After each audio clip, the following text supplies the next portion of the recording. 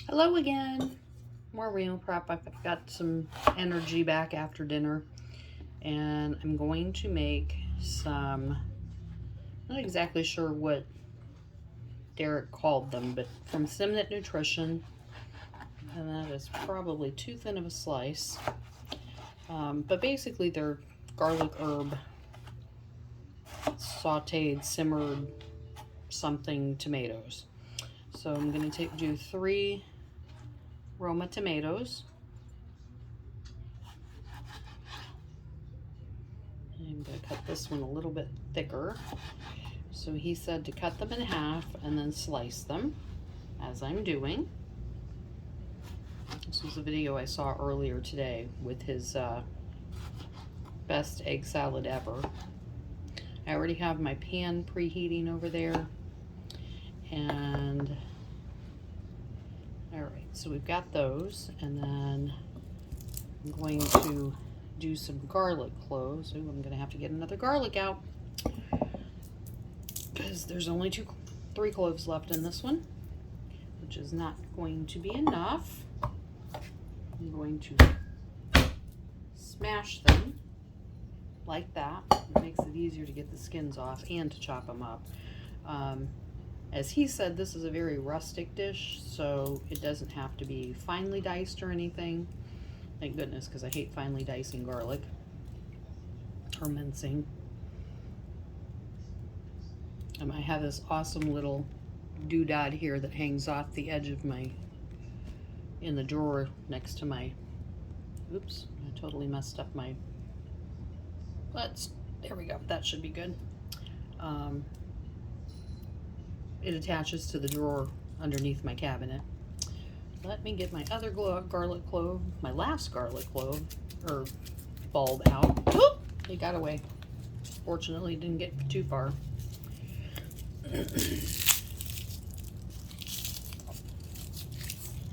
So I pop all the excesses things in here, and then I dump it out when I'm done with everything. I think this will be enough because this one is huge.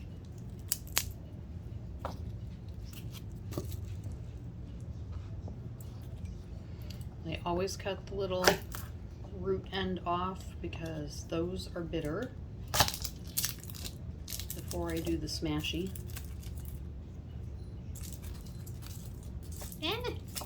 Let go.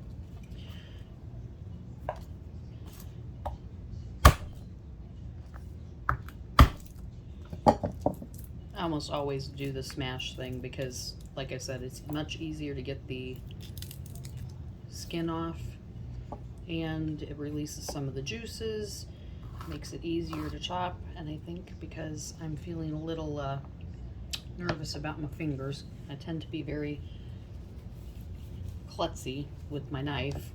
I have my perfect little Kevlar gloves here.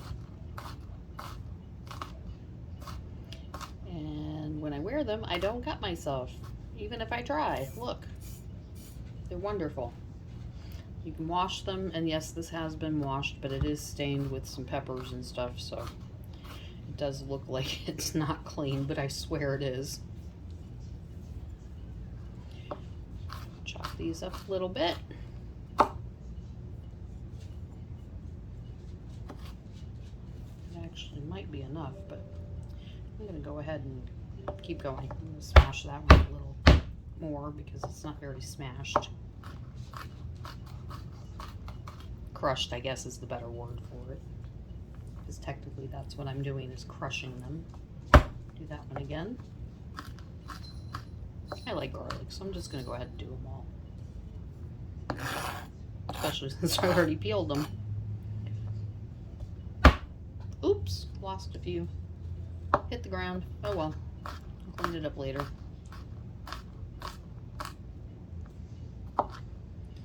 Give these a little bit more of a chop because some of them are really big. Even though I love garlic, I don't like super large pieces in my food. Well, most of the time. All right, so this should have oregano and basil in it. I only have dried. My basil plant croaked, even though I tried to keep it and the sage is fine, which was in the same container. So I'm gonna pause for a minute and I will be back to continue in a moment when I get over to the stove. Okay, we're over at the stove now. All right, so I'm going to put these in skin side down in this preheated hot pan, or as best as I can skin side down, because I cut some of them a little thinner than I should have.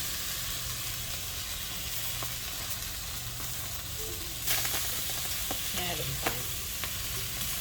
I got this at medium heat, and I'm gonna turn it down just a little bit because I feel like that's a little too high.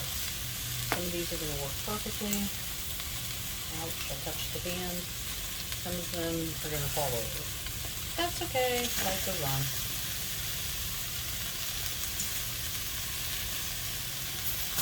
Oops, that one did not go skin side down.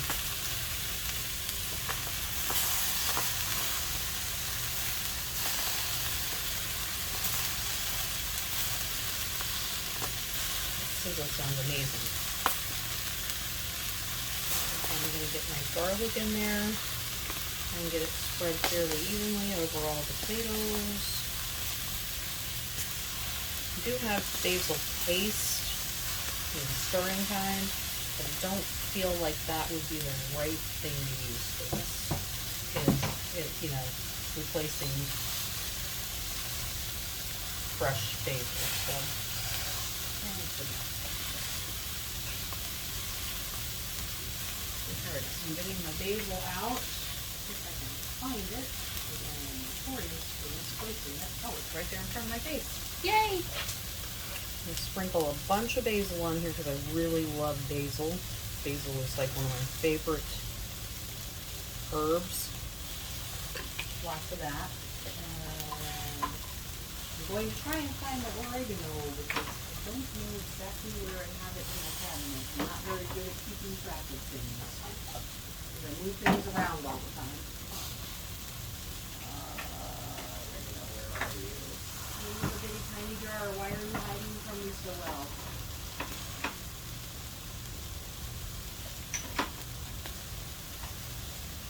Yeah, the oregano is hiding really well. So what I'm going to do instead, since I can find that, is I am going to just use Italian seasoning. I have this really huge jar of Italian seasoning, so why not, right? It's probably got some basil in there too, which is fine if I use extra.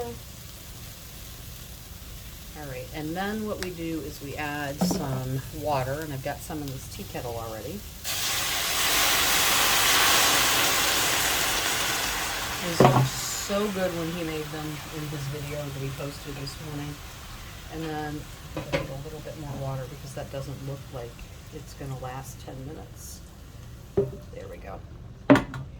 Okay, so I'm going to put the lid on and we're going to let that cook for 10 minutes. And we should have some, well, it's got to cook a few minutes after that, but we should have some delicious garlic herbed tomatoes when it's done.